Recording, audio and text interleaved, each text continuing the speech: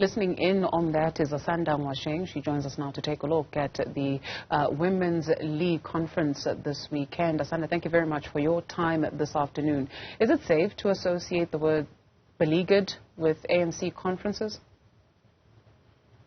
Yes, you know, South Africa has become a hotly contested conference, industry, in a sense that, people are constantly looking for ways to get into conferences that they're not supposed to be in, to push each other out of the way of leadership where they should be in leadership.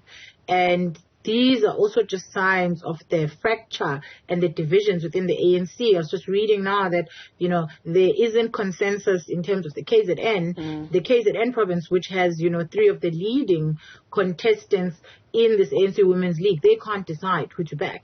And that is just one of the biggest issues that this ANC Women's League is going to have to deal with before we can even talk about the actual issues that women need them to address. How would you even characterize the ANC's Women's League? There isn't really such a thing, and there hasn't really been such a thing for a very long time. I think that, the Jacob Zuma era killed both the youth structure, which was when, just after he came in, it was when Julius Malema was kicked out about 10 years ago. And then you've got the ANC women's structure, which hasn't really functioned in the past 10 years as well. And so in some ways it is starting and having to start from scratch. But one of the biggest issues is that there are many much older women, which isn't an issue because experience is important. But there aren't enough young people who are members of the structure, and there aren't enough young people who are at the lead or at the forefront of the structure, and that itself makes the Women's League instantly irrelevant, because you need young people to be in leadership structures, to be even contesting the leadership, so that those on the ground can feel like this is a structure that can represent them as women, and this is a structure that understands the very pressing issues that young women in South Africa and older women in South Africa are facing in 2023. Like you rightfully mentioned, there are some issues, according to reports in KwaZulu-Natal. But taking a look at some of the front runners for the top leadership position, you've got the former Social Development Minister, Bathabile Dlamini, the Deputy Minister in the Presidency, Sisisi, Tolashe, and ANC MP Thembeka, Mchunu, while we are waiting KwaZulu-Natal to field a candidate. Taking a look at these 3 candidates, what are the chances for either one of them?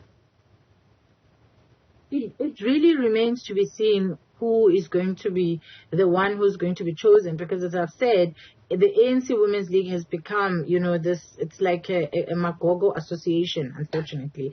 And this is highly problematic because women in South Africa, and especially young women in South Africa, are facing serious issues, from the fact that HIV infection is on the increase and has been on the increase for a while, from the fact that we've got high GBV stats. Young women and older women and children are victims of gender-based violence in South Africa. And coming out of the COVID-19 period, we saw the highest numbers that we've seen of, women-based abuse in a long time. And these are just 2 of the most critical issues that this Women's League is supposed to be providing guidance for. They're supposed to be providing a vision. So you cannot have a political party that is the governing party, that is the ANC, having such a weak women's structure, because that is going to pour out itself into policy making, and it shows itself up in the ways in which the gendered lens of policy making in the ANC used to be very strong, but is actually almost practically dead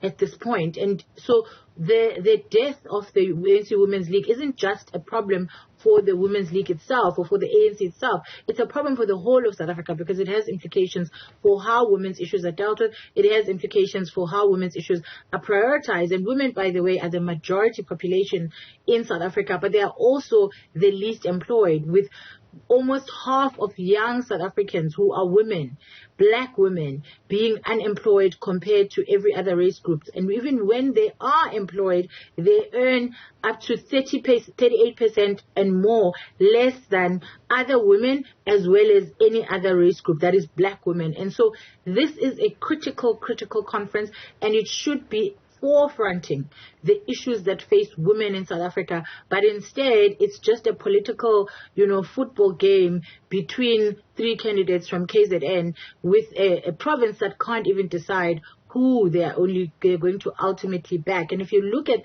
the ANC's own politics, you'll see that the NEC is very much Gauteng heavy, and now it looks like there's an attempt to make sure that the ANC Women's League is held by somebody from KZN, because of course, you know, in the ANC politics, KZN is quite an important stronghold, and so they're trying to shoe in somebody from KZN in order to make sure that there's a balance in terms of the provinces and the influences that they have. But that doesn't necessarily take into consideration what South Africa actually needs and what women representation in South Africa actually needs. Thank you very much for your time this afternoon. Asanda Ngoasheng is a political analyst.